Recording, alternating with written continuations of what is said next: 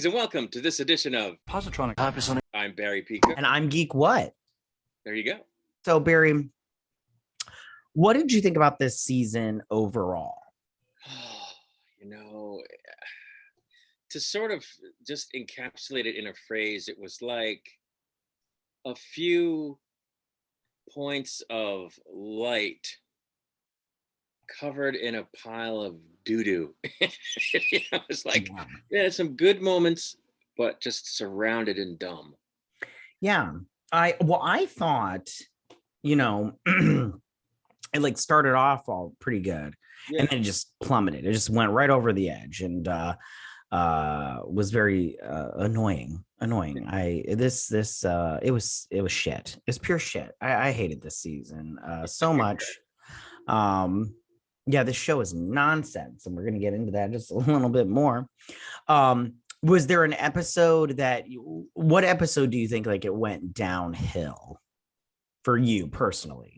Yeah, I'm thinking that I really liked the first two episodes. The next two, I was like, okay, it's all right. But then after that, it was... Yeah, I think the third episode was probably like where it went downhill for me also. Like the fourth episode was very bad. And then just after that, it was just nonsense. I personally, I don't think that the people writing this show and the people that run this show, I don't think they like Star Trek. I don't.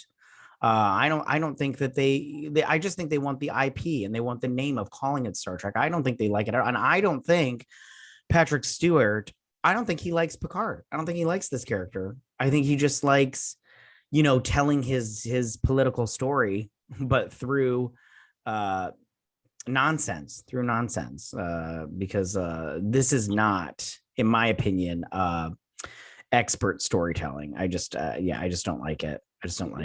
He lost the plot somewhere along the line. Yeah, I think that this whole thing about like putting modern day issues, especially political issues, into this futuristic show that should be a science fiction allegorical adventure show, and putting that in there and then like not doing it. And like, guys, and I've said this before and other people say, Star Trek has always been political, but they do it in this like savvy way where it makes you think, and you have to like go and look up stuff yourself. It just doesn't outright say these things. And then, it seems like in the past, Star Trek wasn't quite as heavy-handed. Yeah. The way they seem to do it, especially on Discovery, is sloppy. Yes. Yeah, and not at all finessed. Yeah. That's part of the issue with it. Yeah, I don't think these writers, I don't think they really know how to write. I mean, I'm like, I don't know where they went to school at, but I'm just like, maybe you guys should like, take some of the budget and hire like some writers from Brown or something, because these writers suck. So what are your, so I have said this from the beginning that they're just basically this season, they did a lot of repurposing, like from First Contact, Voyage Home, especially Voyage Home, and even like some of the Mirror Universe with that first two episodes and everything. Yeah. What are your thoughts about them borrowing repurposing so heavily from old Trek? I don't know how that happens, especially since we've noticed that they don't, I mean, I wouldn't say they don't like Star Trek. I definitely think they might be fond of it. I don't think they revere it. Mm-hmm. And, from the perspective of a fan, you can be a casual, you can be a diehard, but if you're making the thing, you kind of need to revere it. Right. As you would Star Wars or anything, any IP, and they don't. So what it amounts to, what they do, it amounts to fumbling around, and they think they're being clever, and they're, saying, let's do this callback, but they don't always understand exactly what it is. They get it on the surface. And so, one, I don't know how it is that they even connect with that stuff, because they don't like I said, revere it. But then what's worse is they botch it a lot of the time when they're doing that. So it's Right maddening. on. Yeah. I yeah, I don't know, man. Like this I agree with you, but kind of I just I don't know. I don't know if they like it. I really don't, because like I'm like, if you liked it, you wouldn't, I don't know, you wouldn't want to screw it up so much. And they just, I feel like they just want to tear it down instead of building onto it. Yeah, I don't know. I mean, that's certainly possible. If that's the case, it must vary from team to team within the Star Trek tent over there, because Prodigy is a different animal. I really like Prodigy. I think they get it. Lower Decks, you know, I still don't love how it's supposed to be canon, and yet the characters that are supposed to be Starfleet officers act in ways that are not very officer-like. But the people who make that show clearly adore Star Trek, and have a reverence for it. And I think on Strange New Worlds, they seem to get it a little bit more. But Discovery and Picard, no, no. So I think from team to team, there's a different level of appreciation of it, but it's definitely the lowest on Discovery and Picard.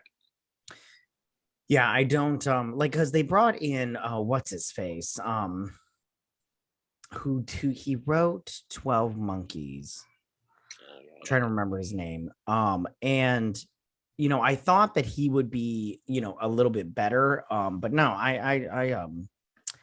I didn't like it. I didn't like it. It was yeah, the season sucked. Okay, so in saying that, I wanted to talk to you about some of the characters and their progression through this season, and then their endings.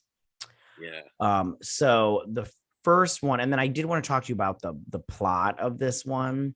Yeah. But let's well, you know what, can we talk about the plot first, and then we'll talk about that. Okay. So plot wise, okay, so the whole thing with this was they had to go back in time because Rene Picard didn't go on the Europa mission. Right. And that meant that everybody had to turn to Dr. Soong, and ended up hating everybody in the universe, and making the Confederation. Yes. Or the Terran yeah. Right. Empire. I thought this was such a weak plot.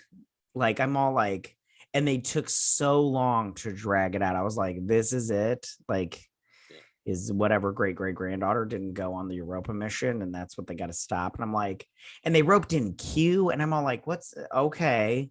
And Q's whole thing, like, this isn't about, what did he say? This isn't about learning a lesson, Jean-Luc. This is about revenge or some crap like that. I can't remember, and everything. So I thought I think he said penance. Yeah, and I'm all like, okay. And then at the end, he was all like, you needed to learn to forgive yourself. I'm like, what? What's going on here? What's going on?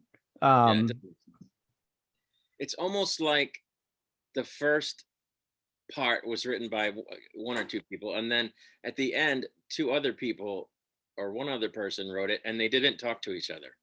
Right. Yeah, no, I just I don't know. I thought I was like, you know what, they you know, I always think, like, you know, you could have a solid idea in here. And I always feel like, because I was always told when you're writing, when I was in school, that you don't go with your first idea. You take your first idea and you throw it out, and you come up with a second idea. And then you take your second idea and you throw it out, and then you come up with a third idea, because your third idea is usually you trying to just constantly come up with something better. And I think these people just go with their very first idea. They're just like, oh, yes, this is it. It's going to be awesome. Renee doesn't go on the Europa mission. Everybody on planet Earth becomes, you know, racist or speciesist and everything. And I was all like, okay, whatever, I guess. I mean, hard times, I guess. But yeah, it certainly seems like something like that is going on, because in these episodes, what seems to me to happen is they're so married to this premise that they've come up with that even when something comes up that would sort of derail it, rather than say, you know what, we can't pursue this, we have to change tactics and write something else, they plow ahead with it no matter what contrivancy they have to come up with to make it work. Right on. So I think that goes to what you're saying. They're just stuck on this initial idea, and they just go with it no matter what, and the result is dumbness. Yeah, and it's just so nonsensical. Like, I'm all like, I don't know. And then just like, I think like, for instance, Q, they brought in Q to do this whole thing, but I'm all like, I feel like it was just a big waste. It was like, it largely was. I'm like, you just brought it in for member berries. Like, everybody's gonna be like, oh, and Guinan, the same thing with, hey, I'm Guinan. And I'm all like, you didn't bring Guinan in for anything special. I mean, what words of wisdom did that bitch give? I mean, nothing. I mean, like, I remember Guinan being very like thought-provoking in Star Trek, but even the little girl that played Guinan. Oh yeah. And I'm all like, nah, this one's like, I'm like, well, she's all like, I don't want to tell you about our first meeting. And I'm all like, what's going on here? I'm like, this is ridiculous. Really bad. So now we can move on to those characters that I want to talk about, because some of them are not coming back. Right. And I just have to say, well, first off, the first one I want to talk about is Rios. Yeah. Because I knew from the beginning, as soon as they like landed on Earth and in 2024, and he ate that peanut butter cookie, he's like, this is so good, it's real peanut butter. And I'm all like, listen, I like peanut butter, but I mean, you're telling me like energized peanut butter isn't delicious? What's going on here? This is so ridiculous. It's so stupid. Well, it is made from poop, according to Discovery. Yeah, I mean, and I just I was that's funny. I remember that now.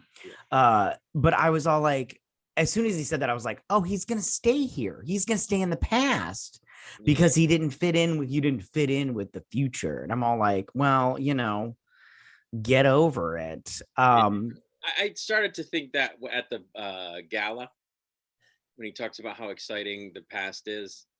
Yeah. But the only reason I, right to the end, didn't think he was going to actually do it, and that I thought instead he was going to take them to the future, was that he couldn't possibly be that selfish as a person and as a Starfleet officer to skip out on his crew, for one thing, because theoretically everything he did still happened because it's a loop. But like, he goes back and he just abandoned his crew, he abandoned his career, and he could mess up the timeline. So it's like, what? Right. Didn't believe they were going to do it. Right on. And they did. And then I wanted to talk about, I didn't see Eleanor on the cast list for season 3, so I'm assuming he's done. Are you, but I mean, like, he was on that ship, he survived, which I was like, oh, that's so dumb that he survived. Rafi abandons her real son and then her fake son, which dies, which I didn't really get the whole mother-son thing from season 1. So all that shit must have happened in between. And I'm all like, they did a poor job of explaining it, because I was all like, I'm not feeling it. Which I got that a lot through this season, like the love thing between Rios and that doctor. I was like, this is so forced. Like, I'm not getting a relationship or even like feelings at all. I'm all like, you're just telling me they have feelings for each other and I'm supposed to believe it. They didn't cook that anywhere near long enough. Yeah. All the stuff they dragged out this season, that's one thing that could have used. Yeah, exactly. Yeah. Like, I'm all like, so Eleanor won't be back. I won't miss him. Yeah, because like that whole thing with this is like, and I get they did it for this season because they went in the past, but there's no laser, there's no stunning or set phasers to stun and crap, and there's no shooting phasers even in Discovery. They're using swords and stuff, and I'm like, what's going on here? This isn't Star Trek. Like, what is going on here? And maybe it's because it costs money and time and stuff to do that, but I'm all like, well, maybe you guys need to put in the time and money, like maybe bust it down a couple episodes, which they could totally do that. Oh, absolutely. I won't miss him either. I have a feeling that Talon isn't going to be back either, / Loris. Yeah. Yeah. I thought I read somewhere that her involvement might be vastly reduced, but that we might see her. Well, I think it should be reduced to nothing because she, I mean, that was the same thing. Like that, she's all of a sudden her and Picard are in love. Like what? What are you talking about? We got married because we had to on Romulus and everything, and I'm all like, okay, but I'm like, you're all of a sudden in love with your boss now because your husband died off screen in between seasons. A lot of it happened in between seasons that we are not privy to in any way, shape, or form, except a passing sentence of, oh, by the way, my husband died, guys. You know, it's so stupid. So Loris is gone, and then hold on, Q is dead. Right. Which I really, the stuff that I found fascinating, they didn't even kind of try to talk about. Like Q dying, I'm all like, is he the first Q to die? Is this like a thing? Like, do they have old age and that's what he's dying from? Did he die of a disease? Can the Qs get a disease? What's going on here? This is something that should have been explored way better than this stupid learn to forgive yourself, Picard. Because I'm all like, okay, he was like, what, 10? Okay, he can't get over the fact that he unlocked his mom's door and then she offed herself. Like, you need to get over yourself. I'll tell you that. He and I think they would have been served better to frame it more as an evolution. To a death, because I mean, and he kind of gave some lip service to that. He's like, oh, at first I thought it was just evolving, but no, I'm really dying. He's like, why? Why did they have to? I don't understand why they had to make that point. Qs have died before, like they had a civil war in the continuum and some of them died, but it was at the hands of other Q. I don't know. I don't know. It was just such a mishmash. The whole thing was such a mishmash. I don't understand. Like, it's like, I'm just like, sometimes I was watching and I was like, this is a way better story here. And you guys are not even trying. I don't know. I feel like they weren't even trying. Like, they were just like, go with this. And then the last one I want to talk about, unless I missed one, I can't think if I missed one, but was Dr. Agnes Girardi. She will not be returning because she's now the Borg Queen. What did you think about this portion of the program? I think if you it's just so hard to say anything other than the same thing over and over again, because the one problem that keeps messing up everything this season is that everything was undercooked. Everything just scratched the surface. So like you were saying about Laris liking Picard and the Q thing, and now this was another thing where they threw out a few lines about how Agnes has always been kind of lonely and never felt like she fit in, and so naturally that leads right to wanting to join the Borg. And wait, what? It doesn't make sense. And I'm like, it was so stupid. And then it's like we're gonna find all the specialist people in the world and we're gonna take that and we're gonna add it to our collective and we'll have all these special things. And I'm all like, what are you talking about? I'm like, do you guys even know what the Borg is? Like, the Borg, they add everything to their collective. That's what makes them so, like, fun / scary, is like, they don't care what you have to offer. They just want it. I didn't have a problem so much with the idea of the Borg changing and the Borg evolving, because I think, because we've already seen that, right, with Seven over the course of Voyager in the case of a single Borg, and to a lesser extent with Hugh, I always have to say the H, Hugh Borg, where, you know, they explored the idea of what's it like when you're stripped of, oh, there goes my stupid phone, everything that makes you you. Right. And when you have to stretch out in a new direction. And so I think the idea of watching the collective go through something like that and change and grow like the Klingon Empire did, like to a certain extent the Romulans did over time, would have been really cool.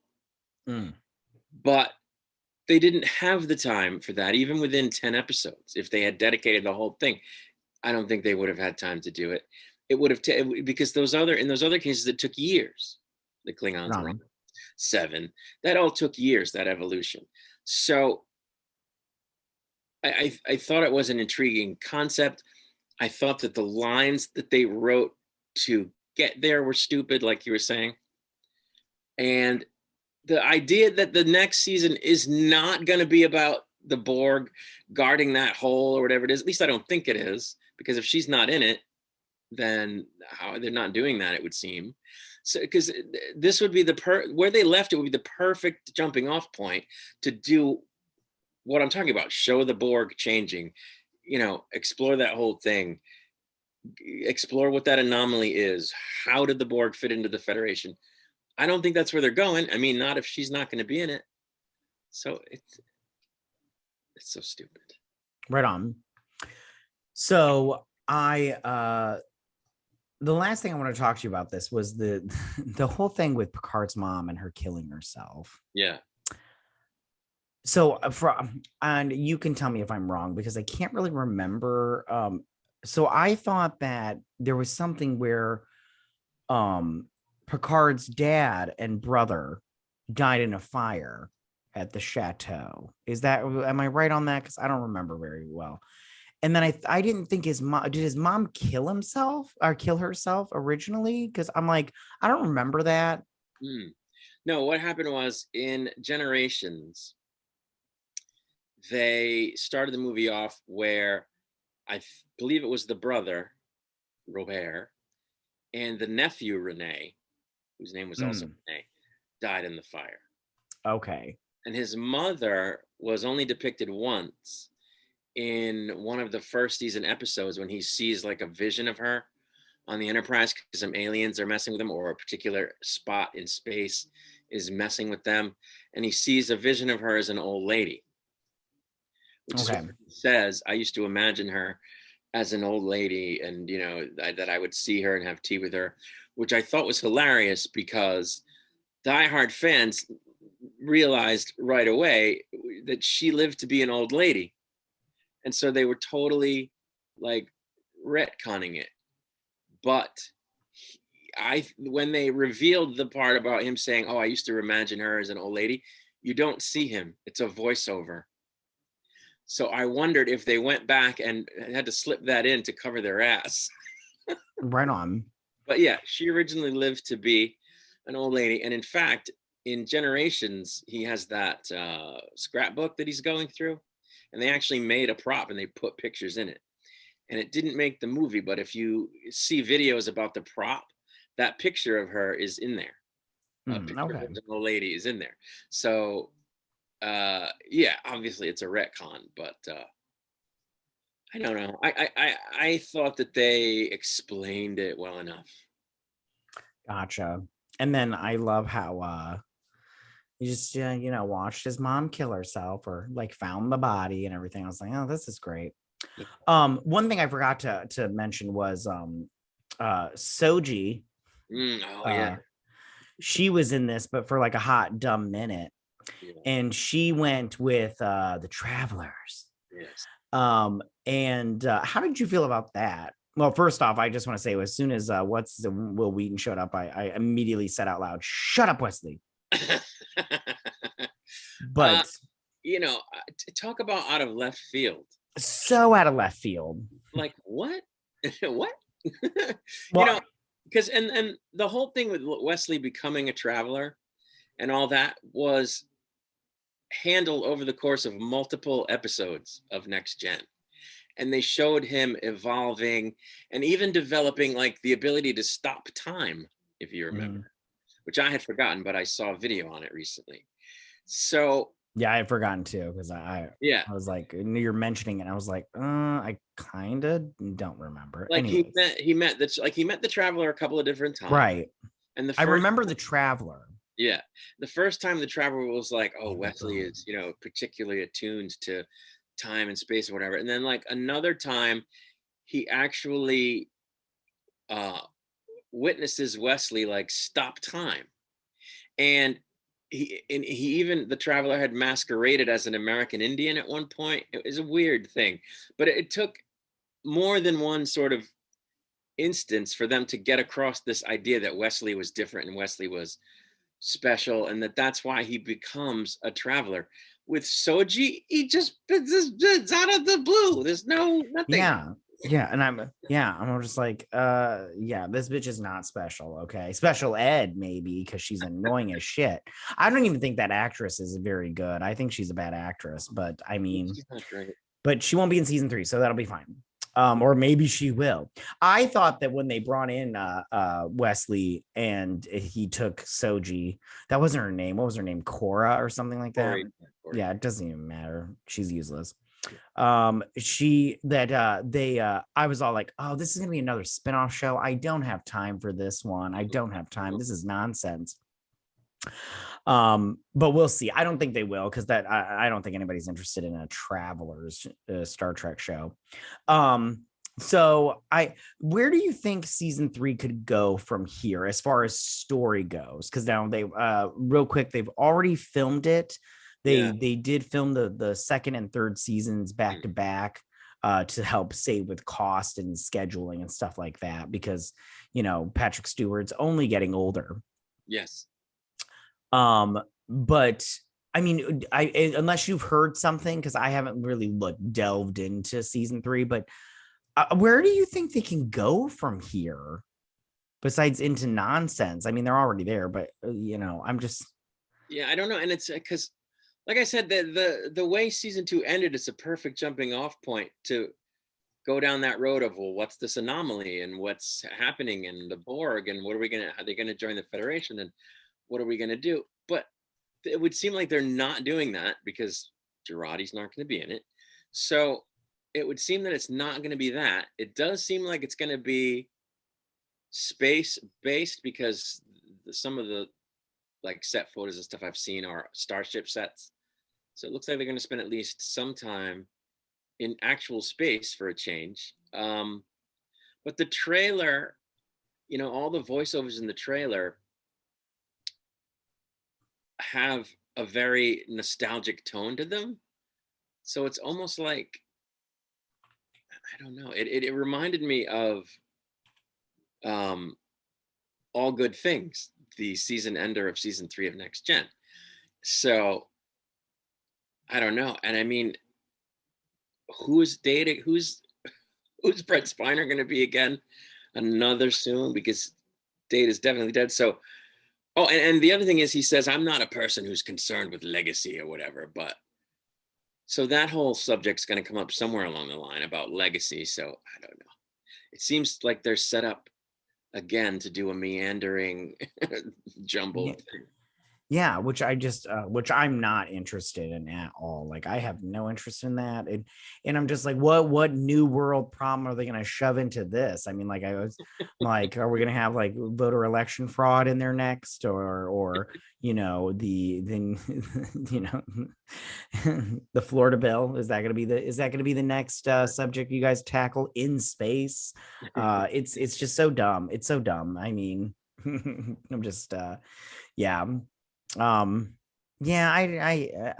hated this season. It was so bad. I mean, it was just bad. I thought I thought there was some good stuff in it that like yourself has been saying, and like other reviewers have been saying, that if they had made this a 2-parter or a 3-parter and stuck to the main themes. It could have been good. I think the story they told about Picard, I think it was misplaced in terms of when in his life it happened, because it was way late in his life. But if you take that out of it and you look at this as the story of a guy who went through this, I mean, just imagine the trauma of that, right?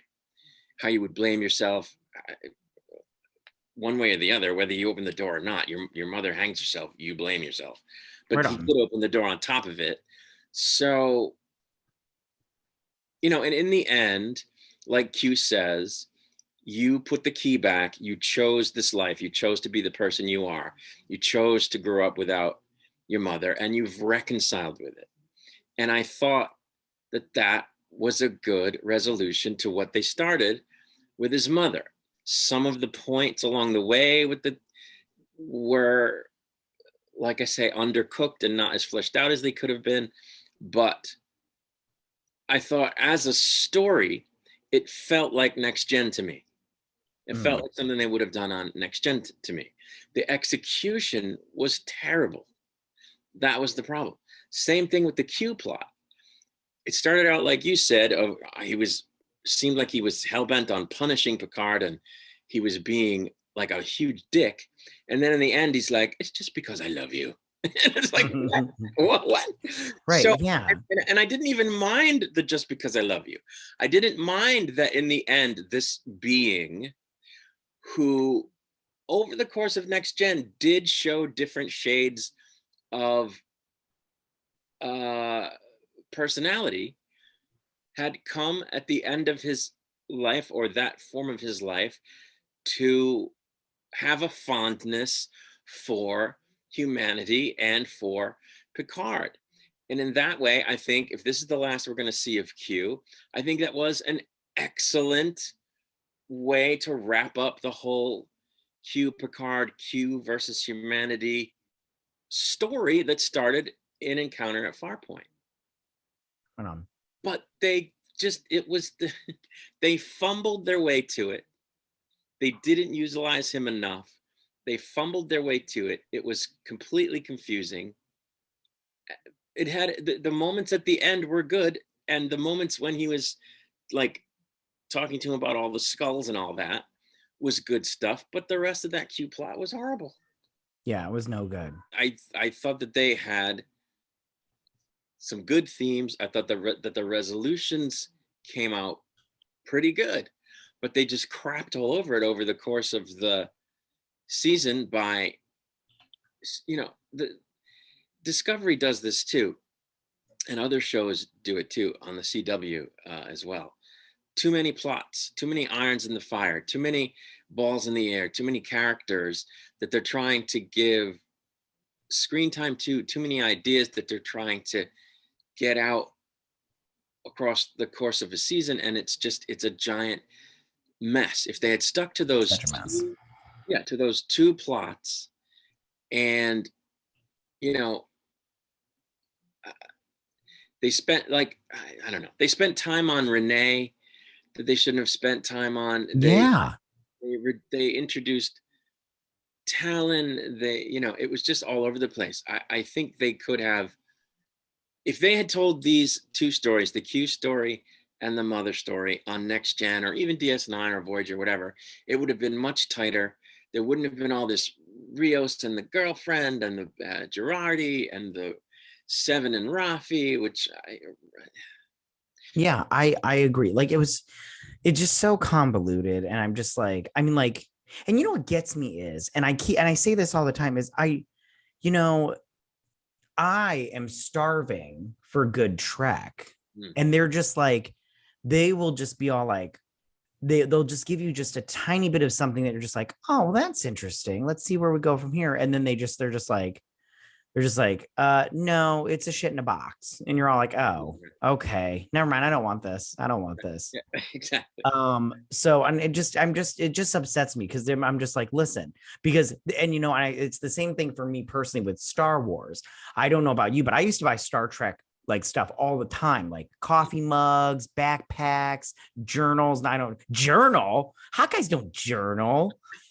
We just let our thoughts fade away. That's what makes us hot. Anyways, that's a reference to another show. Anyways, notepads, any Star Trek stuff, action figures. I love the Micro Machines ones and everything. I used to buy Star Trek stuff all the time. But as soon as this stuff, like Discovery season 1, I stopped buying all that crap. Like, I don't even want anything like, that's why they haven't been making, like, actually, they just started making action figures. And I'm like, I don't care. I don't want that stuff. I'm not going to buy it. Yeah.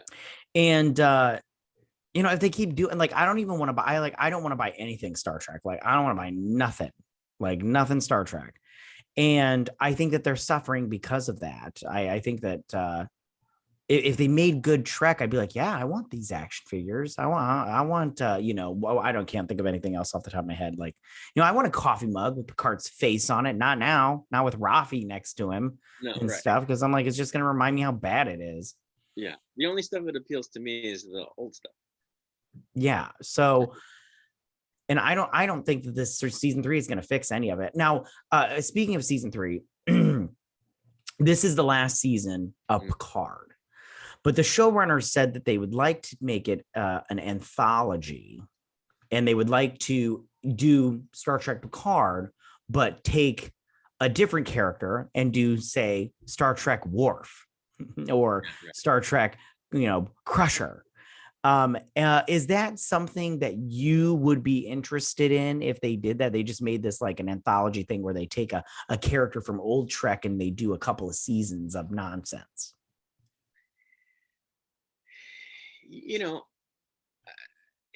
On one level, yeah, because I love Star Trek, but on the other hand, it's like their track record is just atrocious, abysmal. I mean, if Strange New Worlds continues to be decent, or dare we hope better than decent, in my estimation, they will have at that point tipped the balance, because I think Lower Decks is good. It took a long time to grow on me. There are certain things about it that I had to let go before I could like it, but I do like it. I think Prodigy is excellent. Strange New Worlds is showing promise. That would be 3 out of 5. Gotcha. So, what I'm saying, that are good. So they would have tipped the balance at that point. But Picard was so bad twice. Discovery's been bad for 4 seasons. So I don't know, maybe I'm saying they tipped the balance, but I shouldn't be saying that, because the other shows haven't been around as long. So if you think about the volume of the crappy shows versus the number of the good shows that have been around less long, maybe I'll take that back. But so to answer your question, it's 50-50 at this point at best, whether it would be any good. See, I don't like any of the shows. Prodigy's okay for me. I don't feel like it's Star Trek. I just it's fine, but it's like whatever. But as far as an anthology goes, I have no interest in that at all. I don't have faith in them. Strange New Worlds, I mean, the first episode, there were some things that I was like, I don't know, but in the second episode was just dragged on a little too long for me. It wasn't bad. It just like, I felt like once they got on that comet, it was like, all right, we need to maybe move it along a little bit, cut off the fat from this episode. But I don't have faith in them. I'm sorry. I've been burned too many times, Yeah, it's like if they end this season of Strange New Worlds good, I'll be like, you know what? Awesome. You've started the first step in getting me to talk nice about it. But that's it. I'm not gonna give them an inch. So because they'll take like a million miles. They won't just take one. But yeah, that's my thoughts on that. I'm not interested in another Picard show after this next season. Just kill him off for real, and then we'll just be done. It's fine.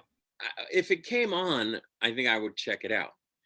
Am I pining for it? No. No, right on. Not at all. No. Yeah.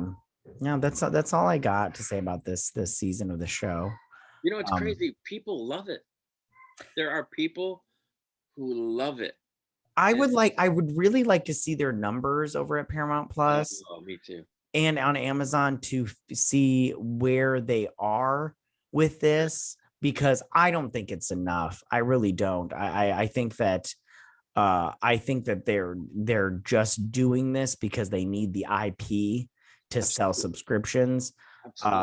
And I think they just don't care what they write. They're just, yeah, do whatever you want with Star Trek. We just need a Star Trek show to get these Trekkies in. And yeah, I also equate it to like Star Wars. Like there's Trek fans, Trekkies, whatever you want to, and then there's new Trek fans. And for the new Trek fans, I go, you guys, I don't think you know how good it was, because I don't think they watch old Trek. I think they're not interested. And I just go, listen, you want to watch good storytelling and good writing? You go watch some old Trek. I promise you, there can be an entire episode where you don't see a big ship fight. And I promise you, it will be a million times better than anything you've seen in new Trek. I think it's just, I just don't think they know how to write a good story anymore. Yeah. Now, I know you don't remember a lot of details, but just to kind of go along with what you said, what I used to say to people in the first couple of years of Discovery that would defend it or whatever, or even Picard, is, can you name an episode that was really good? Can you name a classic, an episode that just was fantastic? And every once in a while, someone would name one, and I'd be like, "Oh, okay, was that even an episode?" I don't remember. I couldn't tell you the name of more than one or two episodes of these shows, but I can tell you the names of a whole bunch of Next Gen episodes, and original series episodes, and a couple of DS9 episodes. I can't name them, but I can describe them. I'm not good with that stuff. I can't. I have a friend that does that. I'll be like, what was the episode where this happened? He'll be like, Next Generation, season 2, episode 4. I'm like, how do you know that? That's so crazy. He's like, how do you not know that? And I'm like, I don't know. I don't have time to memorize them. I might be able to narrow it to the season, or say it was either this season or that season, but beyond that and the name, I couldn't get any more specific. But just for an example, in season 1, there was that episode, A Measure of a Man. That's the one where Data, they had the trial over Data to determine whether he was property or not. And that's a fantastic episode of Star Trek. There was the one that so good. Yeah. And Picard has like one of the best speeches in Star Trek ever in that episode. It's fantastic. Continue. Sorry. He goes, "What is he?" Yeah, exactly. It's so good. It's so very Shakespearean. He's got his hand down. And then there was the one with Famke Janssen. From the X-Men, which was trying to remember the name of that one. Perfect Mate, where she plays Kamala, not to be confused with Kamala. And that episode is just fantastic. Name a Discovery episode that's worth you can't that lives up to that. It doesn't exist. Yeah, exactly. I agree with you 100%. That's an excellent example. I just, it's, it goes, and like I said before, I just think that this new Trek, they just want to tear everything down and just crap all over old Trek. And I just go, Star Trek was, in my opinion, very progressive as far as storytelling. And I don't think that new Trek really understands that. And like the people that are writing the show and the people that are watching their show, they're saying like, oh, it's, for instance, Discovery, they're telling a trans person's story. And I'm all like, well, you didn't really know Trek back in the day because, they told the trans story. They just didn't tell it so, overtly, like they did it with the Trill with, I can't remember her name, in Deep Space Nine. I'm trying to think of her name. And that character, and I brought this up before, but that character was even on Transgender magazine in the 90s on the cover. That actress was, and they had a whole spread about it. And I'm just like, if you guys, took some time to actually, do the work, I promise you, you'll find things that are in Trek that align with your thought process, and you will absolutely love it because it's like I said before, it's thought provoking. it makes you think. You have to do the work yourself to find out exactly what they're talking about. Measure of Man, it wasn't just talking about if Data is a person or not. There was underlying things being said in there, and you have to think about what were they trying to say here. And New Trek, it's just like, well, you don't have to, I'll do it for you. It's fine. Here's what's going on here. So yeah, that's my thoughts on that. That's just what I got. Yeah, I hear you. Was there anything else that you wanted to say before we end this? No, I mean, I just think it's a shame that they had a couple of good ideas that they managed in the end to sort of pull out of the fire in a way that I was actually impressed with, but it was covered in so much dumb, and I wish they had tightened it up and done 2 or 3 or 4 episodes instead of 10, and not have made it so that you almost lose the forest for the trees. Right on. I couldn't agree more with you. I think next season, I think is also 10 episodes, and I'm like, maybe they should just bust it down to like maybe 8 episodes is more your style, guys. I think 8 episodes will help get your stuff together. But that's really it. That was the conversation. I want to try to forget it at this point. Right. Until next time, I wish you peace and long life.